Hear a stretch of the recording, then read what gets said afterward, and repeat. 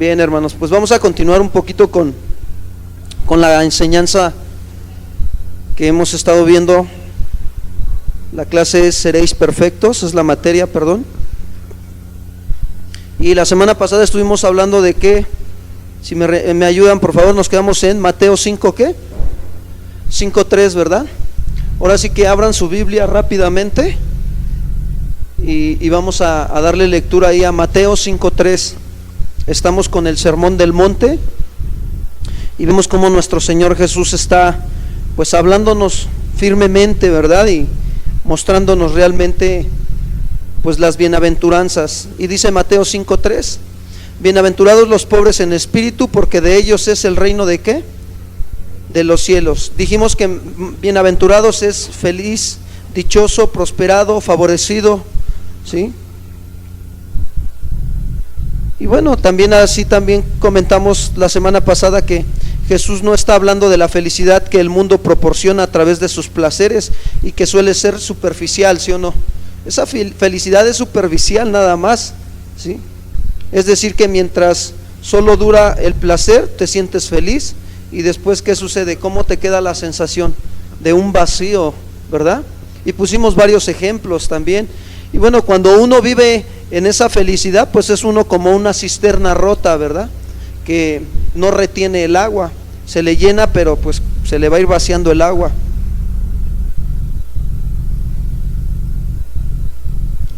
Y también vimos que pues cuando habla de los pobres en espíritu, habla de aquellos que reconocen su condición espiritual. Dice que son personas que son pobres, pero esa palabra pobres habla de un mendigo, de un pordiosero, ¿sí? Y entonces en este caso está hablando de aquella persona que reconoce su pobreza espiritual, que se considera como un mendigo espiritualmente, como un pordiosero espiritualmente, al ver su condición delante de Dios y ser confrontado por la palabra de Dios. Y también los pobres en espíritu tienen un espíritu contrito y tiemblan a la palabra de Dios. Eso también fue lo que vimos. ¿Sí vimos también eso? ¿O hasta ahí me quedé? Ok, entonces retomamos con esta parte y vamos terminando lo de pobres, bienaventurados los pobres en espíritu. Los pobres en espíritu tienen un espíritu contrito y tiemblan ante la palabra de Dios. Isaías 66:2.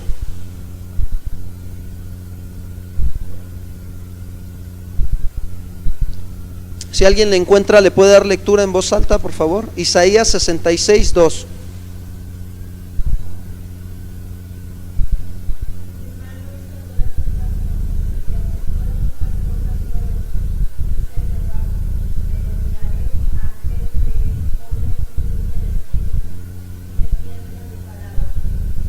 Tremenda escritura, ¿verdad?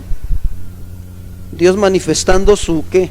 Su omnipotencia y también su soberanía realmente, y mostrándole al pueblo, al ser humano, que Él mira a aquel que es pobre de ¿qué? Y qué más, y que tiembla a ¿qué? A su palabra.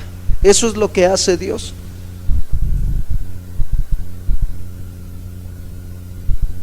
Los pobres en espíritu comprenden su completa miseria. Romanos 7:24. Si alguien lo encuentra, le da lectura, por favor. Isaías 66:2, el anterior. Y en esta, los pobres en espíritu comprenden su completa miseria y nada esperan de sí mismos, sino que esperan todo de Dios. Romanos 7:24.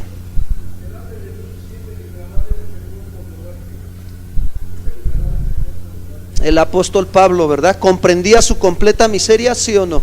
Claro que sí. Y nada esperaba de él mismo. De hecho, él mismo lo habla en sus cartas y él dice: todo lo tengo por basura, ¿sí? Hebreo de hebreos, fariseo de fariseo, enseñado a los pies de Gamaliel. Pero dice: todo esto lo tengo por basura. Agarraba su currículum y lo tiraba, ¿no? Eso era lo que hacía, con tal de ¿qué? De ganar a Cristo, ¿no? Con tal de permanecer en Él. Y dice, bienaventurados los pobres en espíritu, porque de ellos es el reino, ¿de qué? De los cielos. Esto habla, hermanos, cuando dice de ellos es el reino de los cielos, de una esperanza de entrar en el reino de los cielos.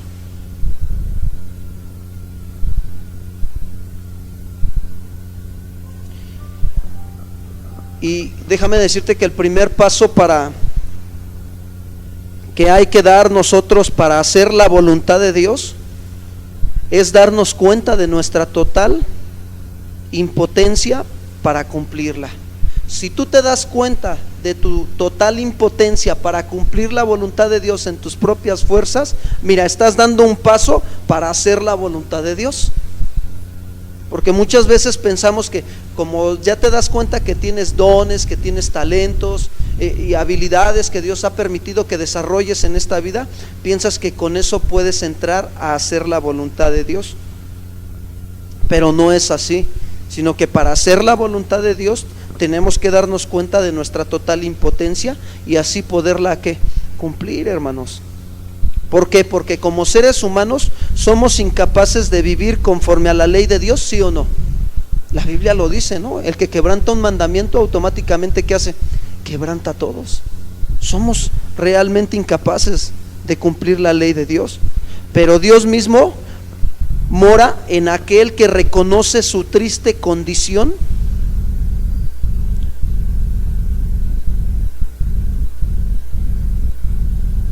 y que muestra un espíritu quebrantado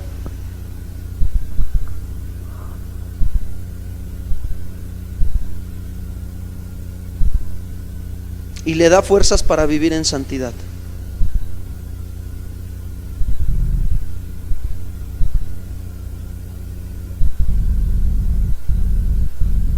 Hay algunas cosas que no se las voy a poder repetir porque es como me están llegando también, ¿eh?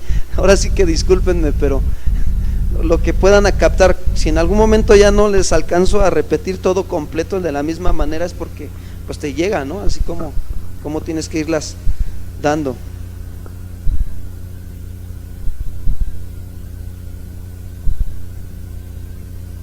Es así como el ser humano empieza a ser capacitado para poder vivir en el reino de Dios.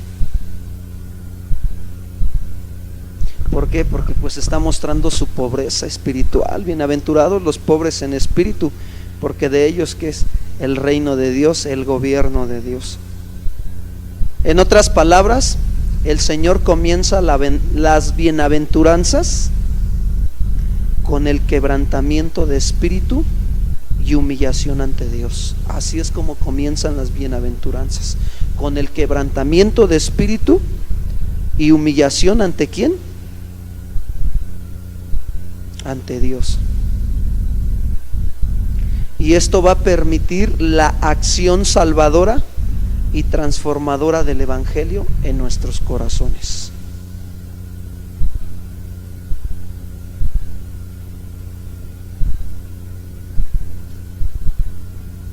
Repito, en otras palabras, el Señor comienza las bienaventuranzas con el quebrantamiento de espíritu y humillación ante Dios, que permite la acción salvadora y transformadora del Evangelio.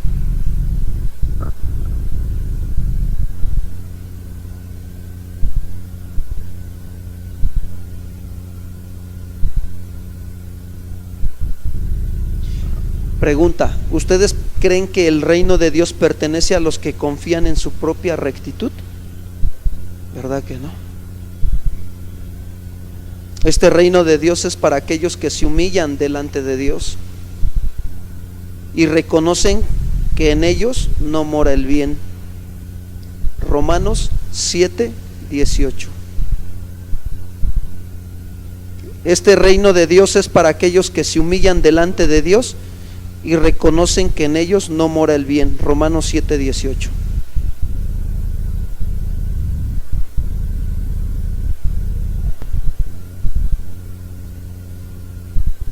Permítanme.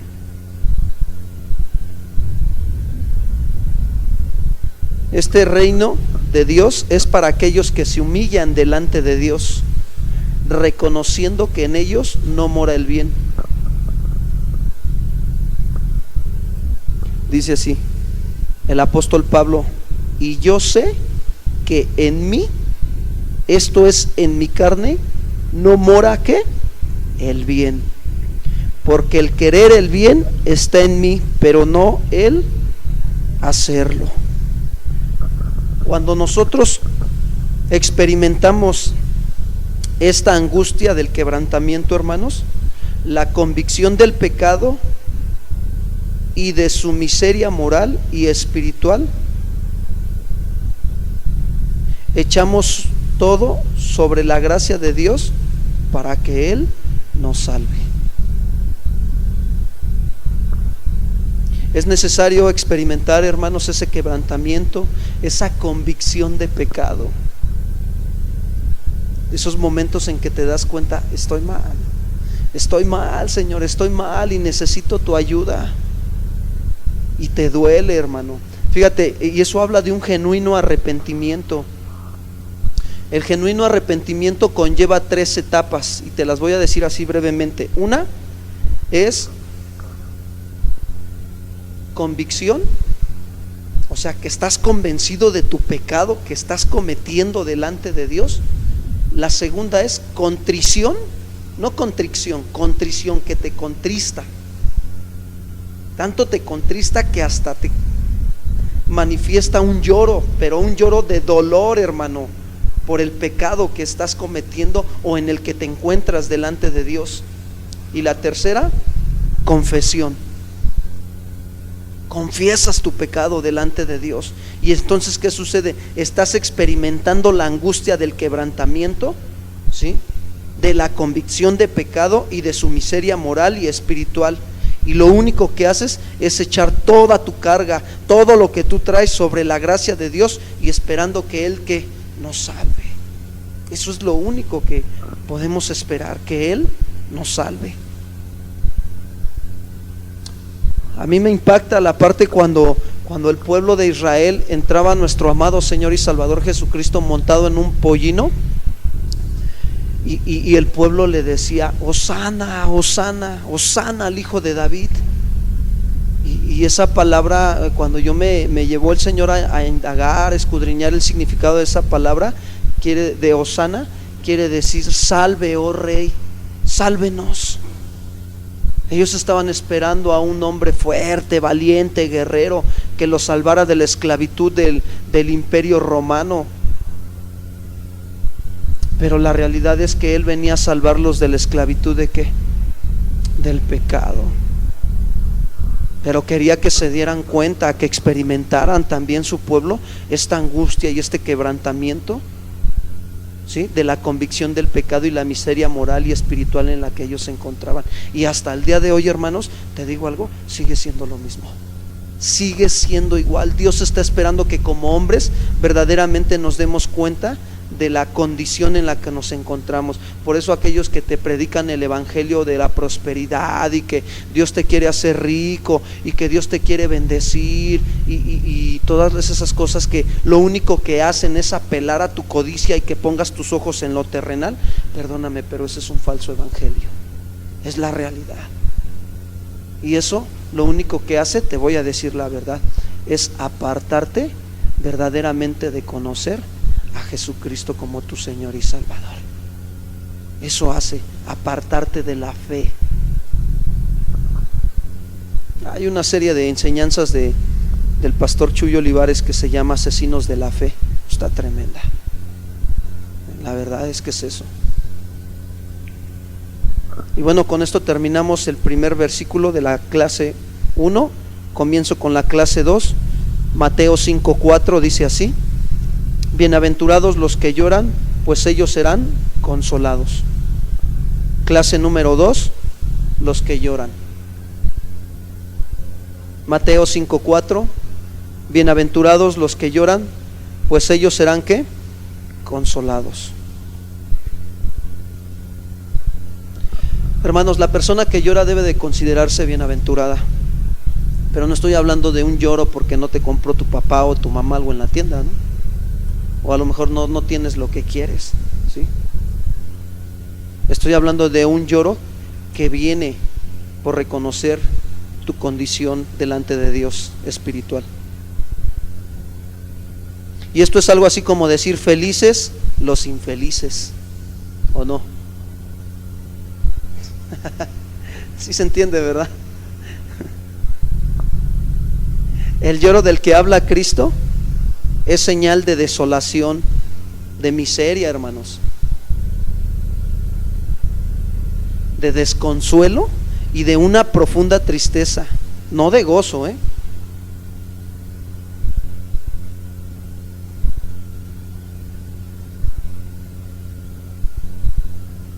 Entonces lo que Cristo nos está diciendo que es que los que lloramos debemos de considerarnos afortunados, no a causa, hermanos, de una presente aflicción, sino a causa de la consolación que un día recibiremos delante de Dios.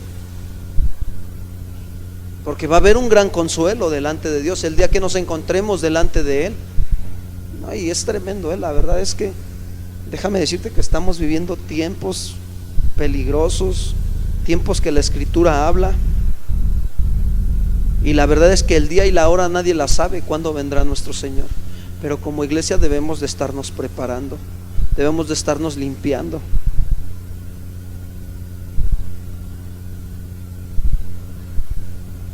Muchos hoy en día tienen que estar cargando con situaciones penosas, hermanos, y esas situaciones les causan mucha tristeza y dolor, mientras otros parecen tenerlo todo fácil y van por la vida divirtiéndose y riéndose. Ahora, al ver estos dos grupos, Cristo nos asegura que es mucho mejor llorar ahora, fíjense bien, y al final conocer el consuelo de Dios, a vivir riendo una vida que solo conduce a una eternidad de lloro y crujir de dientes. Repito, hermanos, al ver estos dos grupos, Cristo nos asegura que es mucho mejor llorar ahora y al final conocer el consuelo de Dios, a vivir riendo una vida que solo conduce a una eternidad de lloro y crujir de dientes.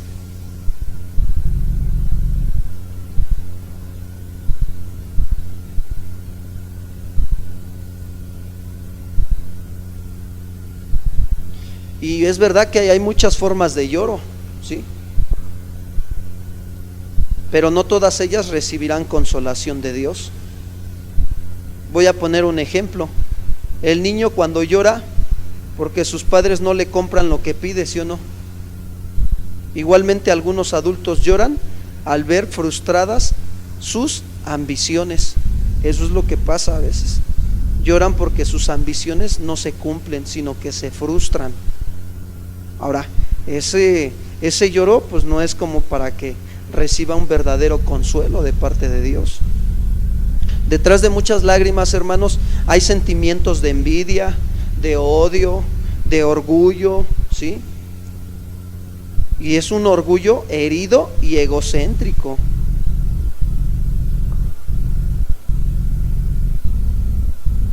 Ahora, el Señor no está hablando de que todos estos lloros serán compensados o satisfechos. Al contrario, algunos de ellos muy claramente, hermanos, no recibirán ninguna consolación. Eso es lo que está hablando. Ahora, solo, fíjense bien, los que reciben la tristeza que viene de Dios, ¿sí?, y que produce un arrepentimiento que conduce a la salvación,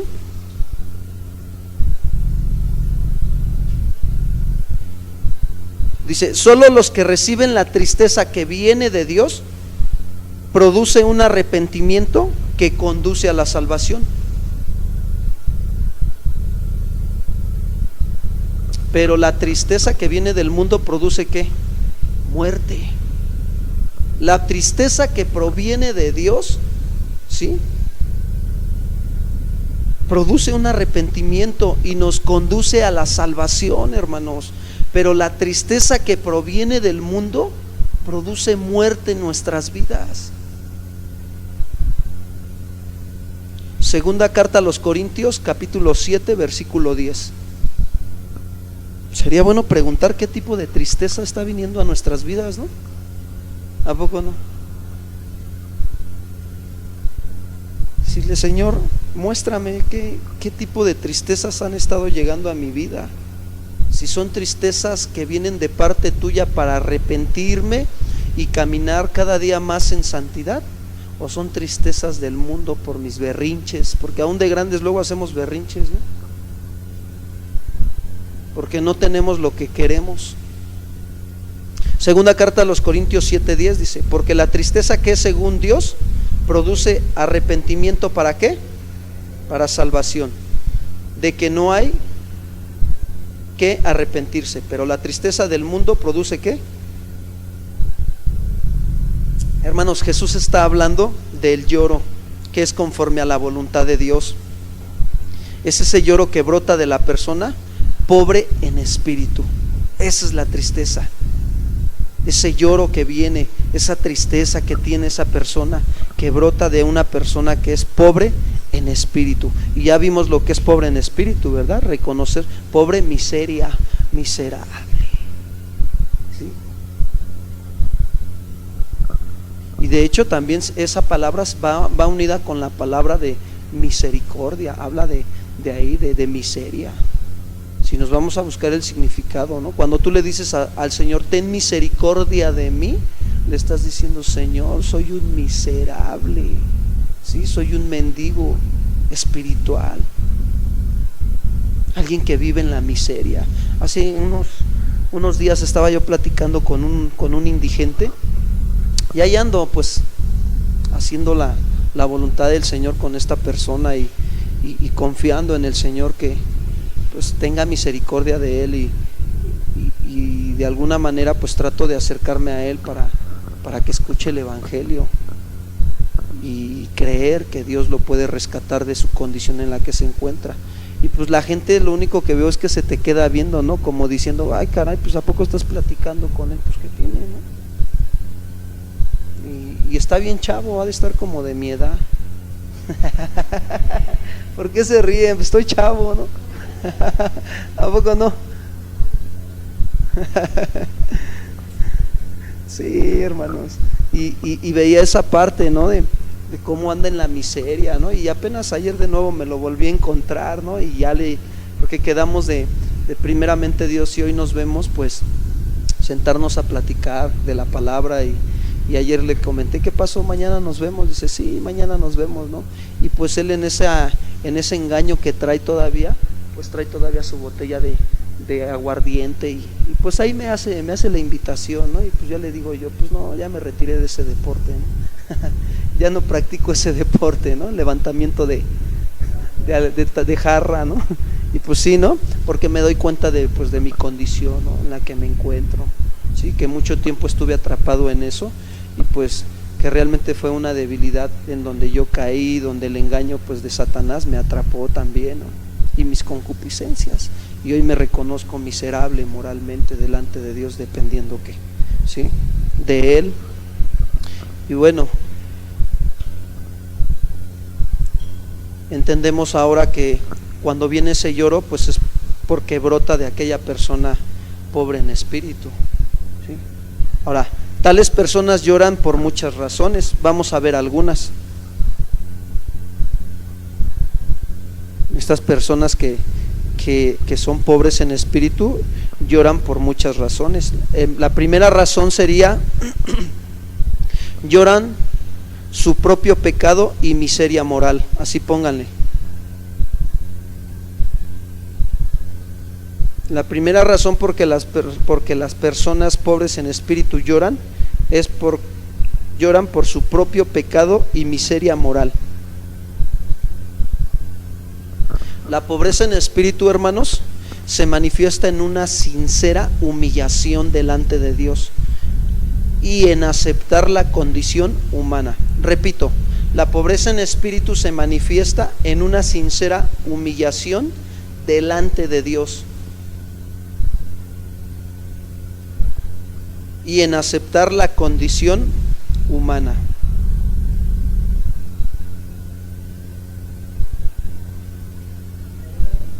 ¿sí? De una sincera humillación delante de Dios y en aceptar la condición humana.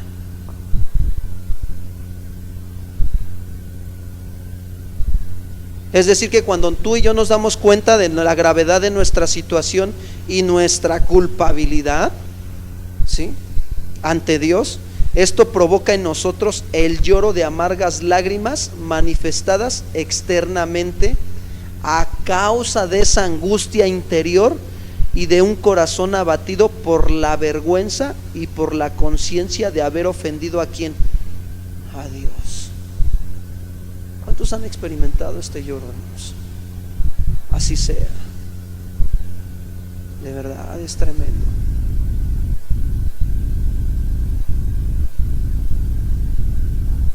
Y no nada más haber ofendido a Dios, sino a veces hasta haber ofendido al prójimo y estropeado la vida hermosa que Dios nos ha dado.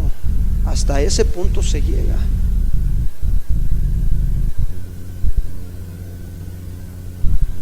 Ahora, esta persona cuya pobre de espíritu le lleva a aceptar el diagnóstico de Dios en cuanto a su vida. Eso es lo único que llegamos a hacer, por la condición del pecado. Lamentar nuestra miseria moral y llorar el daño que nuestro pecado ha causado. Eso es lo único que se puede hacer. ¿Qué puedes hacer, hermano? No podemos hacer nada. Cuando tú sabes que has hecho lo malo delante de Dios y que has dañado, has ofendido a Dios y has dañado a tu prójimo, eso es lo único que haces, lamentarte por causa de tu pecado y pedir la misericordia de Dios, reconocer tu pobreza espiritual. Te entristeces por tu pecado, te lamentas por tu miseria moral, lloras por el daño que ha causado tu pecado. Por eso es importante que nosotros entendamos, hermanos, que la primera danza conduce necesariamente ¿a qué? A la segunda. Van de la mano, ¿se dan cuenta? No puede ir separada esta bienaventuranza. No puede haber un lloro verdaderamente genuino por causa de la condición del pecado si primero no reconoces tu condición de pecado espiritual, tu pobreza, tu miseria espiritual. En otras palabras, déjame decirte que el camino del discipulado comienza cuando el evangelio empieza a vencer nuestra propia soberbia humana y nos revela cómo somos. Ahí empieza el verdadero camino del discipulado, de un discípulo de Jesús. Cuando verdaderamente, hermanos, el evangelio vence nuestra soberbia y nos revela cómo somos. ¿Y sabes qué es lo que nos muestra la verdad, el evangelio? Que somos culpables y merecedores del juicio de Dios, ¿sí o no? Porque la Biblia dice, no yo, que la paga del pecado, ¿qué es? Pero la dádiva de Dios es vida eterna en Cristo Jesús, ¿sí? O sea, vamos a tener que equilibrar también esta parte. Sí hay una parte donde la paga del pecado es muerte, la ley, pero aquí viene la gracia. La dádiva de Dios es vida eterna en Cristo Jesús. ¿Sí me explicó? Hay un equilibrio. Dios no puede agarrar y decir, no, pues ya te estás desechado, ya no. Como los que enseñan la parte de la doctrina de, se me fue, de los elegidos nada más, ¿no? Que Dios tiene elegidos, ¿no? Tú sí, tú no, ¿no? Se me olvida el nombre, después se los paso. Pero está muy fuerte esa enseñanza, ¿no? 5 puntos calvinistas. El calvinismo. Ahí échenle una ojeada al calvinismo y al herminianismo para que se den cuenta cómo viene el asunto, ¿no? La realidad es que pues no somos ni de Calvino ni de Herminio, sino que pues realmente tenemos que aprender a ser discípulos de Cristo, porque eso nos muestra la Escritura. Ahora, ¿cómo aprendemos a ser un discípulo de Cristo, a ser discípulos de Cristo? Pues cuando dejamos que el evangelio empiece a vencer nuestro orgullo, nuestra soberbia, nuestra autosuficiencia, nuestro engaño, y empiece a sacar a la luz todas las áreas de nuestra vida que no andan bien, ¿sí o no? Y ahí empezamos a dejar que Dios obre. Déjame decirte que Dios se va a meter en lo más íntimo de tu vida, hasta en el comer. Te va a empezar a ordenar.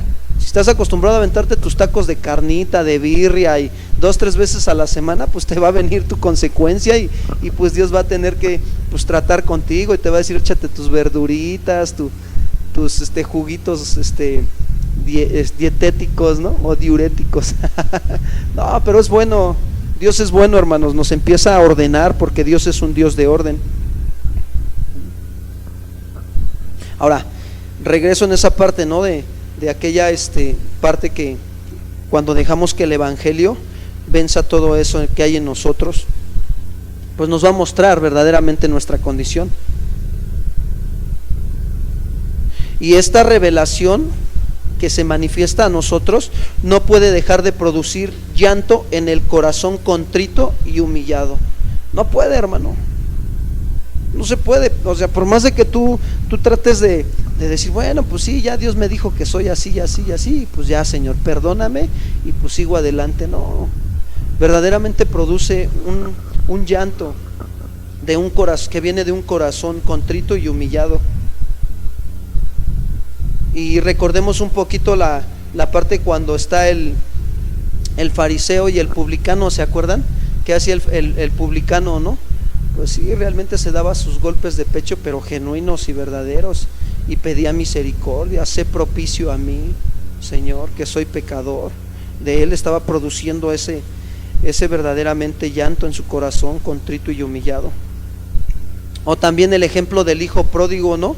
Cuando volvió en sí y determinó decirle al padre, he pecado contra el cielo y contra quién, y contra ti, ¿no? ¿Qué hubo en su corazón? Pues esa tristeza, ¿no? Ese reconocimiento de ser pobre en espíritu, y provocó un llanto. Ese es el llanto de arrepentimiento, hermanos. Ahora, ese llanto, ¿qué crees que va a pasar? ¿Que reciba consuelo o que no reciba consuelo? Claro que sí, hermanos, porque Dios es misericordioso y bondadoso. Dios es consolador. Y recibe consuelo ese llanto que viene de un corazón contrito y humillado, que reconoce su condición delante de Dios. ¿Por qué? Porque vemos que en la justificación del publicano, dice la Biblia, y descendió primeramente justificado antes que el otro. Es decir, que hubo un consuelo de parte de Dios a la vida de este hombre. En el caso del hijo pródigo, ¿cómo estaba el padre? Dice que cada día salía, ¿no? A ver si regresaba su hijo. Y cuando lo vio, ¿cómo crees que lo recibió? Deja de la fiesta, hermano. O sea, con los brazos abiertos, ¿no? O sea, lo recibió con sus brazos abiertos, ¿sí? Y le dio la bienvenida a casa, ¿no? Con la dignidad de que era un hijo amado. Y así está Dios realmente, ¿no? Cuando verdaderamente está ese llanto en nuestras vidas manifestándose por causa de que de un espíritu pobre, ¿qué sucede? ¿Qué hace Dios? Verdaderamente nos extiende sus brazos abiertos, ¿no? Hay una alabanza, dice que tú eres grande, se llama la alabanza, dice, cuando abres tus manos, sí, derramas bendición, Rey de justicia, por siempre reinarás. Y le dice, tú eres grande. Él es grande, hermanos. Grande, grande, no alcanzamos a comprender su grandeza. Que lo único que está esperando es que nuestro corazón se rinda y brote de ese corazón rendido, arrepentido, que reconoce su condición, brote ese llanto de arrepentimiento, y ese llanto de arrepentimiento recibirá un consuelo.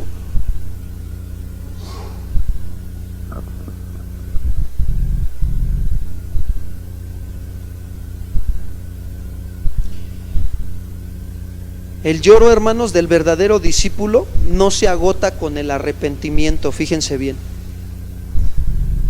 Porque a veces pensamos que pues ya lloramos, ya nos arrepentimos hasta ahí, pero ahí no se agota el lloro. ¿Por qué? Porque fíjate, el que ha sido recibido como hijo de Dios empieza a tener la mente de ¿quién? del Padre, de Dios o de Cristo, que es Dios. Y por lo tanto, también empieza a sentir los mismos sentimientos que el Padre siente.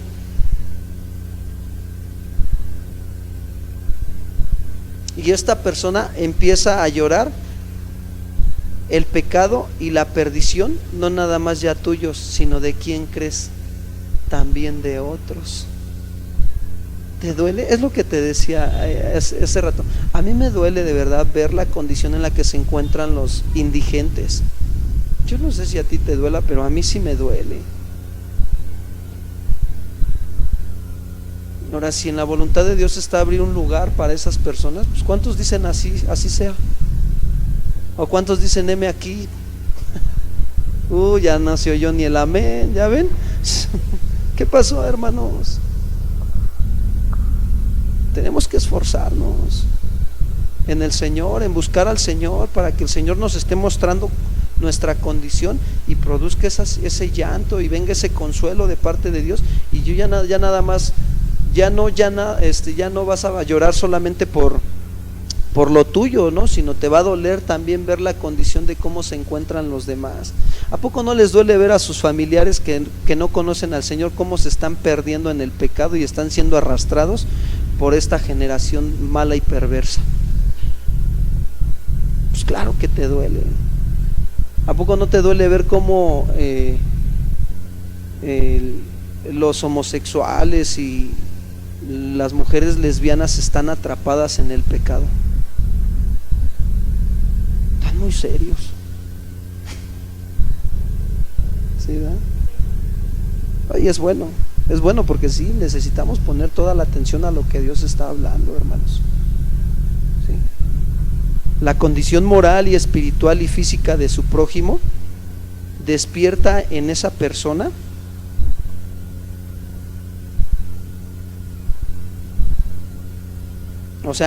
refiriéndome al discípulo, una compasión como la que vemos en Jesús.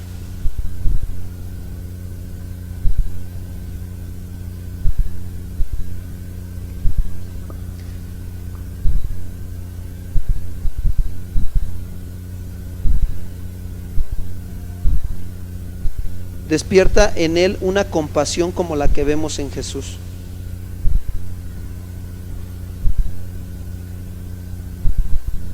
No sé si te ha pasado que vas de repente en la calle y bueno, pocos lugares donde venden periódico, pues ya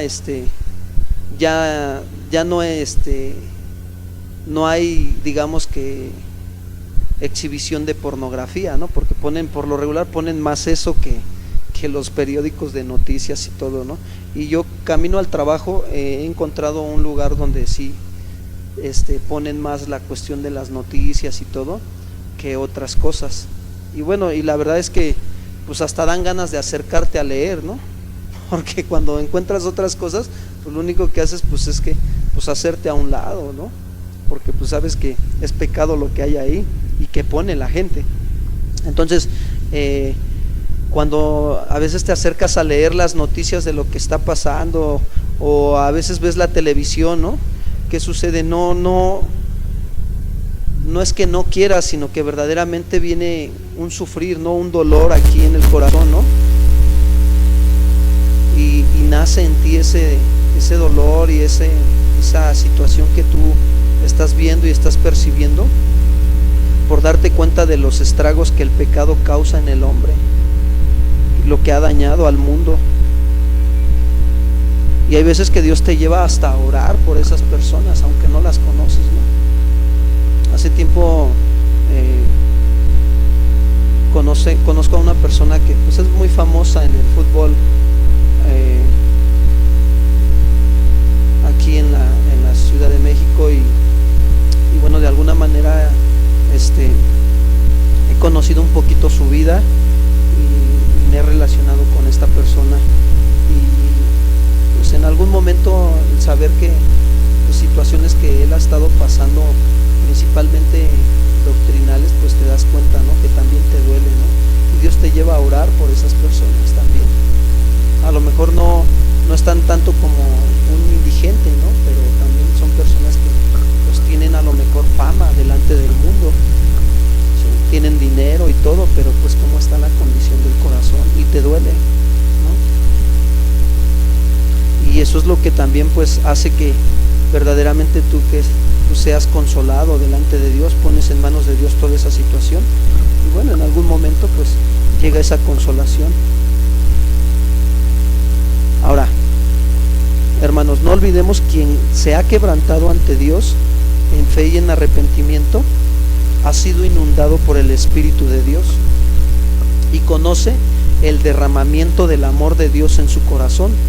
Romanos 5:5, y la esperanza no avergüenza, porque el amor de Dios ha sido derramado en nuestros corazones por el Espíritu Santo que nos fue dado.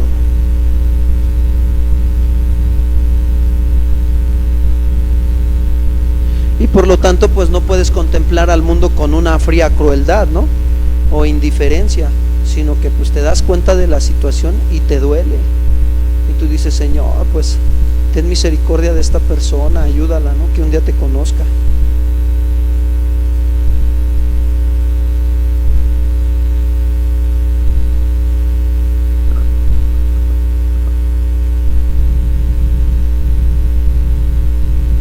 Y esta compasión que viene de parte de Dios para con tu vida, también ahora pues pides compasión de parte de Dios para la vida de ¿quién?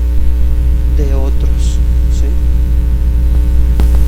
Y eso es verdaderamente lo que produce la consolación de aquellos que son bienaventurados los que lloran, porque ellos que serán consolados. Hasta aquí le vamos a dejar, hermanos, y vamos a continuar la próxima semana parte de la siguiente enseñanza.